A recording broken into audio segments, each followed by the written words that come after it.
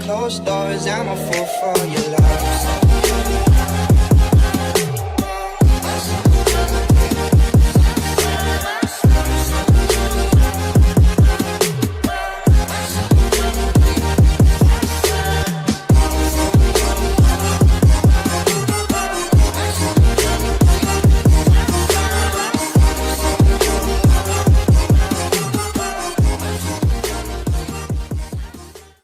Since going freelance, I've been kept busy. Jobs have come flying in and I've been a little stretched. So when two jobs come in down south, 10 miles apart from each other, it was nice to just pop down and get them both done in the same week. First of which was a lovely couple with an auto trail motorhome. All the sealant on the windows, doors and external points was started to perish, so before it got too bad and started to leak, they called me in to dig all the old stuff out and reseal it all up. Masticing and sealing really isn't my favourite job to do, so I wasn't massively looking forward to it at first, but it turned out to be really therapeutic. Setting a nice bead, try and keep it consistent. The weather was pretty good, and in the evening I'd sit out with them both and we'd just talk and have a few beers and barbecue. It was good fun. Just behind the house was a huge nature reserve. So that's where me and Lance went for our morning and evening walks. Well, they're not signs you usually see on a dog walk. But it turns out it's a military training ground, so I got a few surprises and unexpected sights. I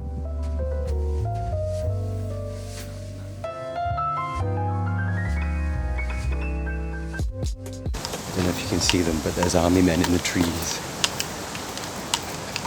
I'm on to the next job, and I'm going down a private forest track here. I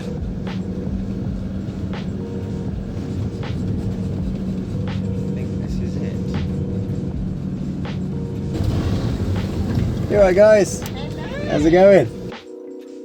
I'd arrived just in time for dinner and they'd cooked an amazing roast, and then we sat outside, got to know each other and basically played with Lance all evening. I was really excited to see the van. I'd only seen photos of it and I knew what it was, but it wasn't actually here. It was still at a garage having some work done. I'll explain more about that in a minute. The house was set deep into a beautiful forest which me and Lance had full roam of, so we went for a bit of an explore. As always, you can't gauge how steep that hill is, but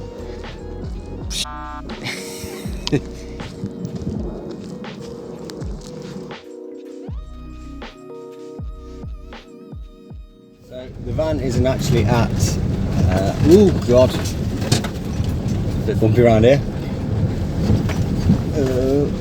It's been in a garage for a couple of weeks, having some bits done, and obviously parts for this van had to come from America, so it's been a bit delayed. So we're actually driving just below London now to, where am I going? Left. We're driving just below London now to go and do the work there. The guy owner of the garage has been nice enough to let us work in the yard. After tackling the notorious M25, we turned off and started getting closer, and I could feel the excitement building. All to see this.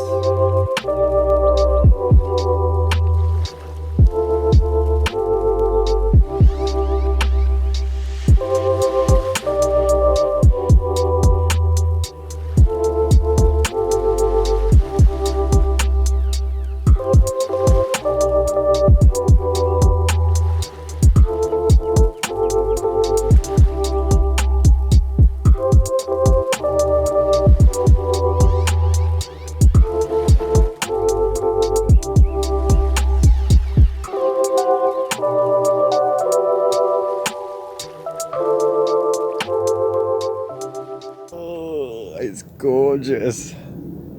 I've always had a love for these vans, and I can't believe I'm actually seeing one in the flesh. The first time I saw one, it was on Scrubs, the TV programme Scrubs. The janitor had one, and the moment I saw it, I was like, that is the most beautiful van. Just the details of it is just incredible. So it's a 1966 Ford Econoline super van. Comes straight from the States. It lived in California for a few years, and the story goes that it was bought in 1970 from a salon, which you can see all the details still here. And it sat outside the salon, promoting the salon in California for years and years. And then a couple of years ago, the son took over the salon, restored it, but then decided to sell it. It made its way to the UK, and then Darren bought it, and here we are. Right, I'm being interested in moving it. There's the key. Oh, there it is. Park. And the engine's there. That scared the life out of me.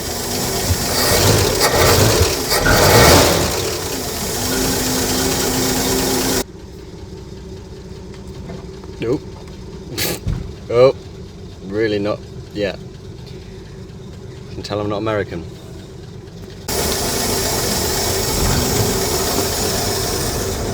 That's better.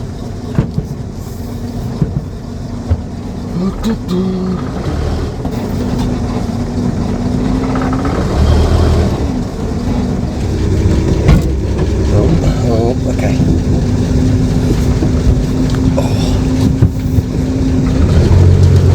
Oh, this is so goddamn cool.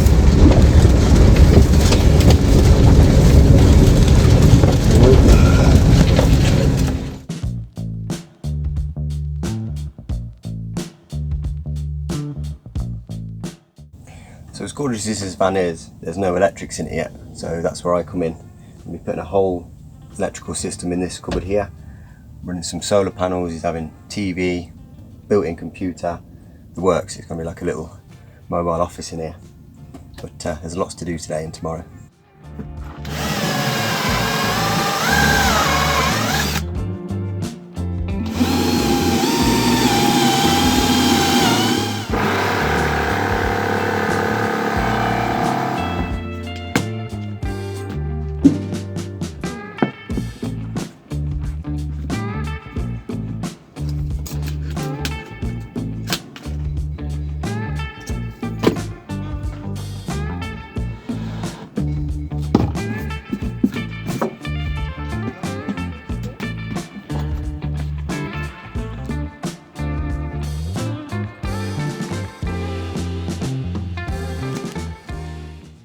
It's got a little dark because it's about to absolutely pee down, but hopefully you can see. So in here we've got a 110, I believe, AGM battery with space for a second, so eventually he's going to be upgrading and having two.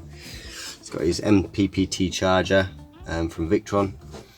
We've got our mains RCD box battery charger for mains, so underneath he's having a hook up and that will charge the batteries up.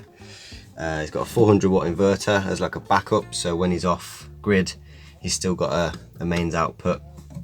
12 volt fuse box all along here. I haven't drilled the holes yet, but there's going to be, where is it, just a voltage reader and a couple of USBs and what have you. And then on the far end by the side door we've got the main control panel, and then from there we're going to be putting TV on the wall here, mini computer in here as well, which is the size of an Apple TV thing. It's absolutely tiny. I've never seen anything like it. Here comes the rain, fantastic. In this corner over here there's going to be a kitchen, a little kitchenette, so gas cooker, sink, water pump, fresh water, grey water. So yeah, it's going to be an amazing little camper this. I mean, already the interior is just absolutely beautiful. When he opened up, he's like, this isn't a professional conversion, but I was like, it's good enough. It's absolutely beautiful. Right, I need to put the camera down and get all my tools and all the other electrical bits out of the rain.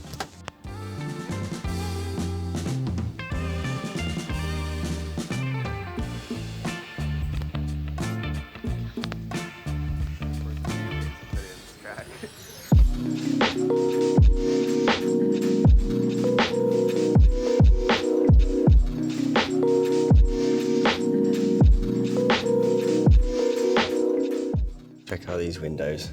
They are so cool. Oh, look at it!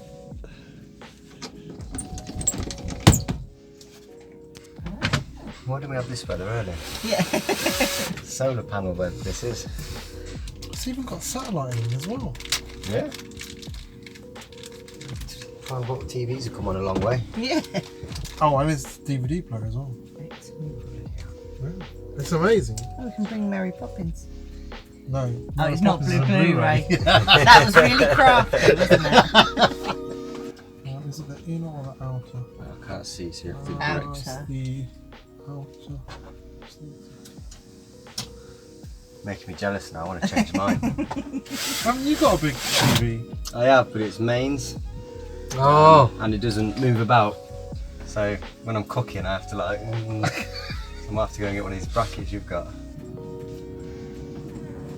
Do you want to swap? Yeah.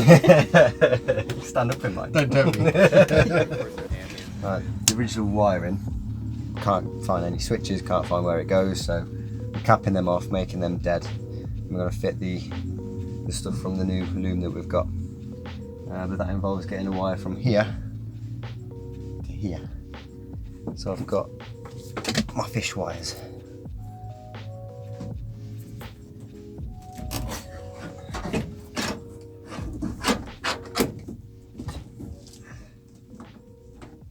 Electrical fish wires are a godsend to already fitted out vans. You can just push them through to where you need them, pull them out the other side, attach the wires on and then pull it back through, rather than having to faff around trying to poke wires up and down and them getting stuck in cavities. These are solid yet malleable and allow you to track through voids, get to where you need to go and then pull the wires back out, just like that.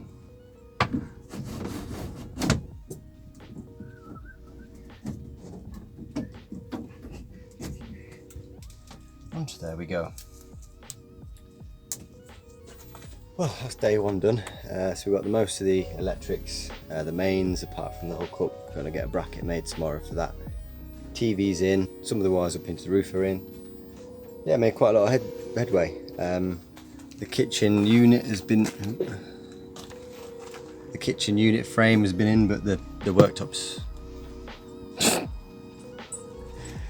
by a stabilizer, and it slowly gives out a battery. You're right. You need a hand. Oh. Oh. And there you are. So yeah, I'm gonna call it a day. I think I'm pooped. So it's back to oh, for God's sake, I'm calling it a day, just like the stabilizer. So after a long day, it was back to Darren's, this time for chili, and then a nice hot shower. Or not. Oh, Jesus.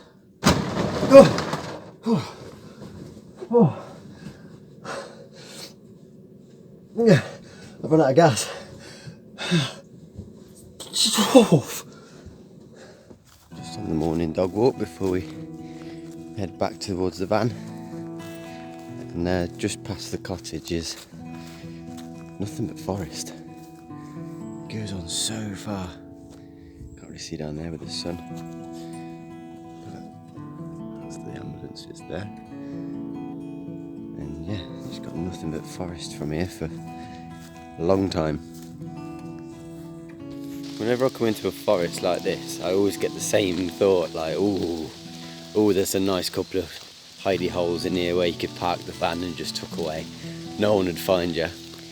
I mean, I think it's struggled to get down and back up that hill that I just had to walk down to get here, but like there, look, big opening there, and then it's all blocked off by trees. You know, you could get a van down there, park up, you'd be there for ages. I haven't seen another person in here. The tracks are all old. Yeah, this is although this is just like a junction, like an intersection of the forest, which is strange. But yeah, I'd get my van parked down there and have this as my setting. Because I do miss, as much as the unit is amazing, I do miss being out in the sticks. On the drive back over, we went past something that I got a little bit too excited about.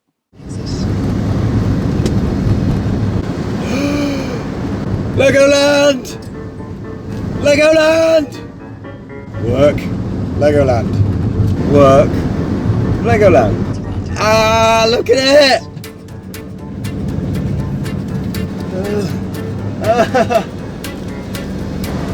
I'm nearly 30. Driving through Windsor now. It's all very posh, very royal orientated. And then there's me just driving around in this like, oh mate, sound, trying to find gas mate 'cause I can't shower in it. Ooh, friend. Damn it, London, it's just gone down to 40 now.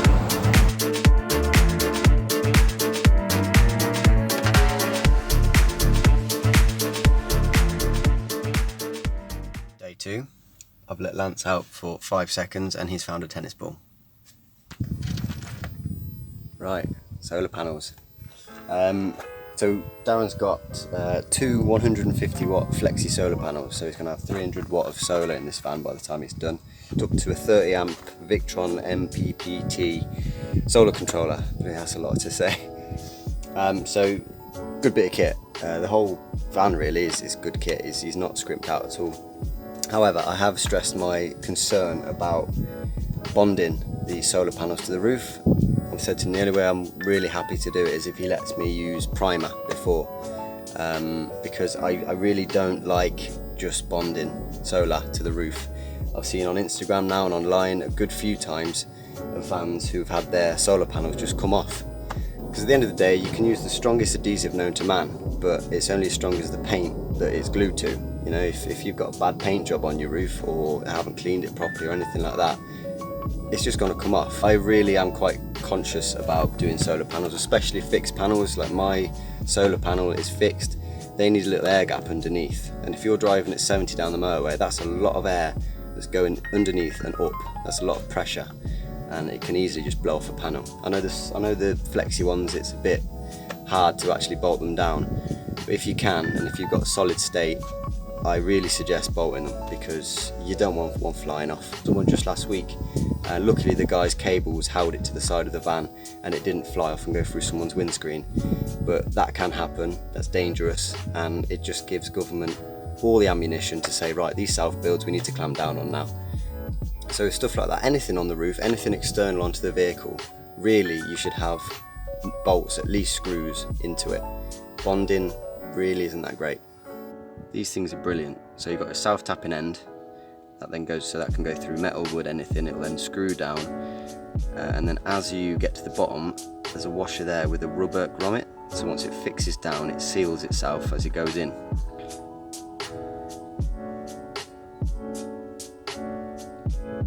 That's that one on. One more. I've got to find the entry point that will go around here. They should both go into it. With the solar done, it was then onto the kitchen. I had to run some wires underneath the van to get over to the kitchen area. One for the tap, one for the fridge, and one for the USB port. I totally missed recording anything for the kitchen, including cutting the worktop, but they are, it's made. The kitchen's staying a basic frame for now until design and styling's been decided. Then it'll be clad and a curtain fitted on the front at a later date.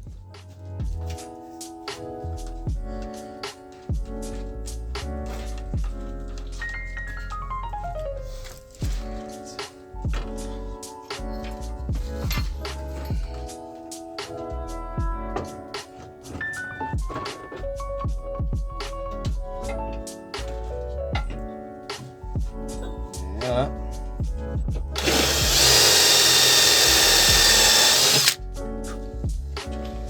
it's these things. Like little caps. No idea why they do it that way.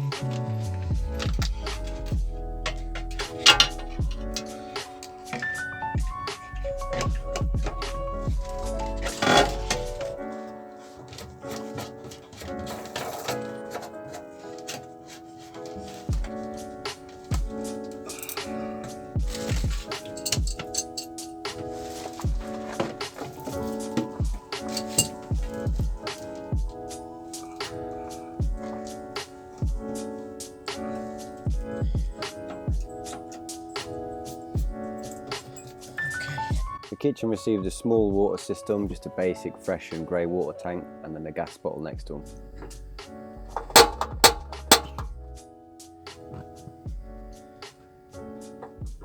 Unfortunately, with travelling back and forth to the van each day, we'd run out of time, so I had to shoot back to Coventry for the weekend for another job, but I was coming back the following Wednesday to finish the bits off.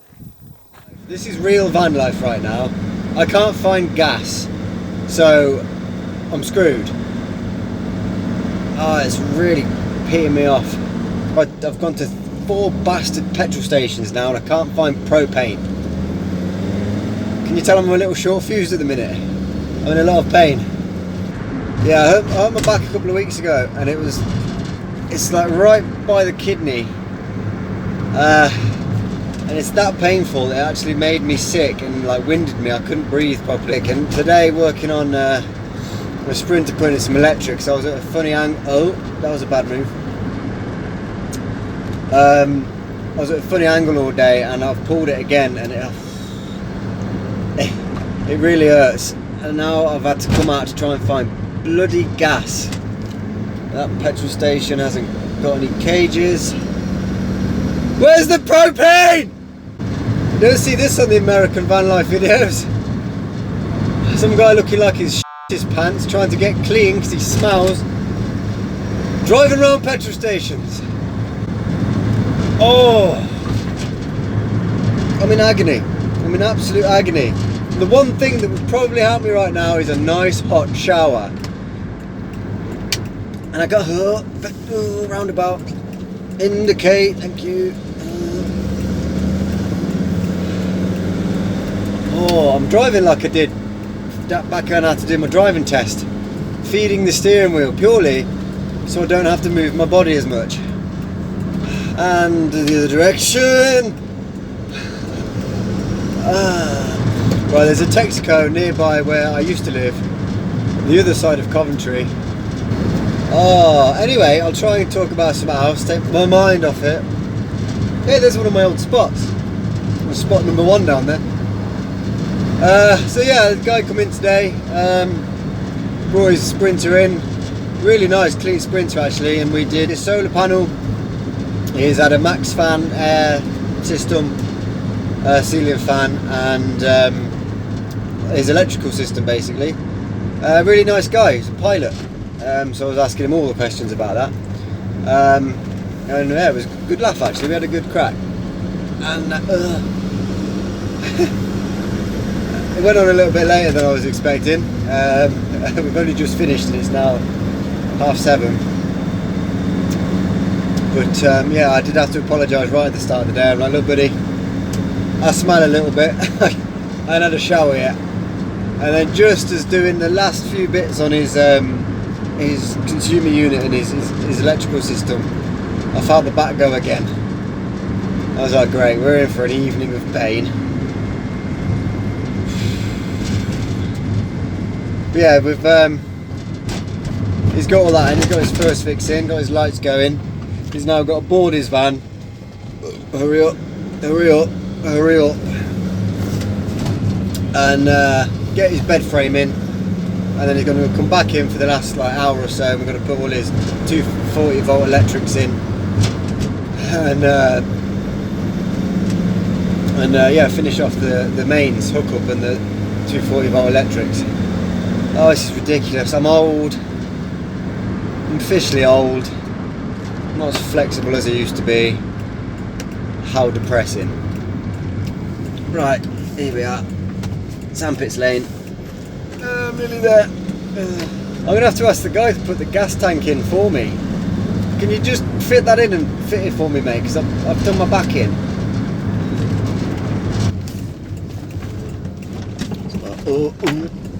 Oh, god damn it, why have they got such a wonky forecourt?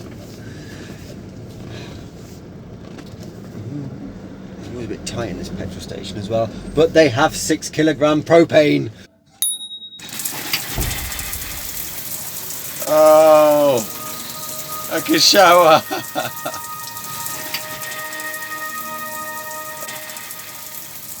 If there was ever an argument for getting a refillable gas system on your camper van, this is probably it. God damn, what a ball ache.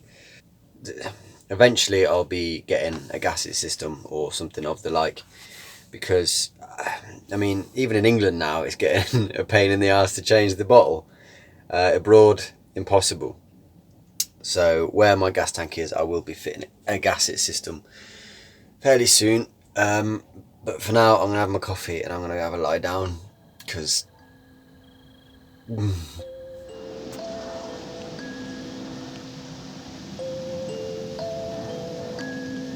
When I come back down, Darren had managed to get the van from the garage, meaning it was at his house this time.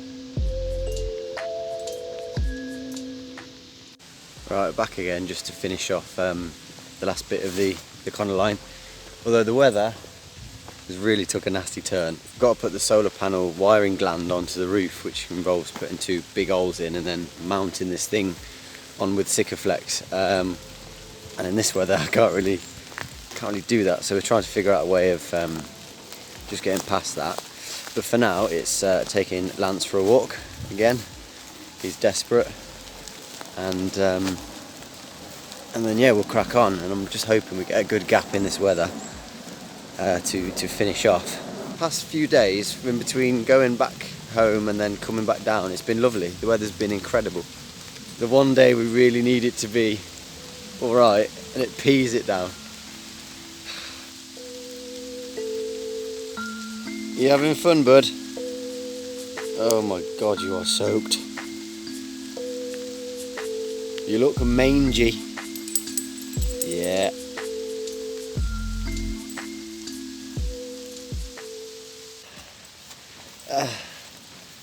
Right, what is left today? So we've got putting the wires through the roof for the solar, and getting that rigged up to the controller. Not a massive job, but very much weather dependent.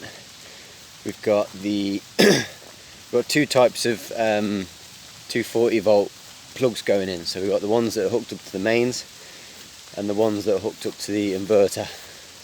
So that that hill has just killed me. Ooh. Reversing camera needs routing through the roof and mounting on the back. There's a few more little 12 volt things to finish off. The little mini PC needs tightening up. A lot of things actually Darren's done in between me going back and then coming back here.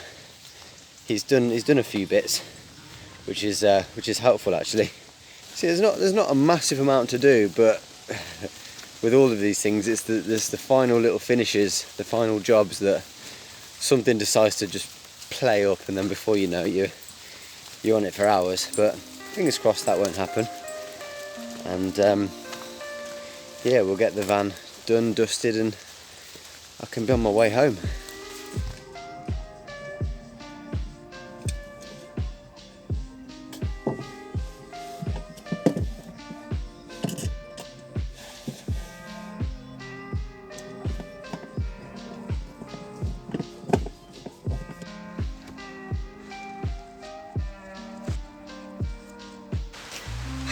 Just as I cut the hole for the solar, it starts raining. Hopefully it doesn't last too long. I've got a towel up there trying to keep everything dry. I've got bare metal up there. This is not... Oh. Unfortunately, there was a gazebo that we were supposed to be working under, but the storms the past couple of days have actually broke it. So this is out of action. This weather is just ridiculous. Oh, we got there. That was horrendous. It's raining again now, but it's on and it's sealed, and I'm just hoping to God the Sikaflex just dries. Luckily the weather held off enough to let me finish the rest of the jobs on the list, and this amazing little van was finally finished.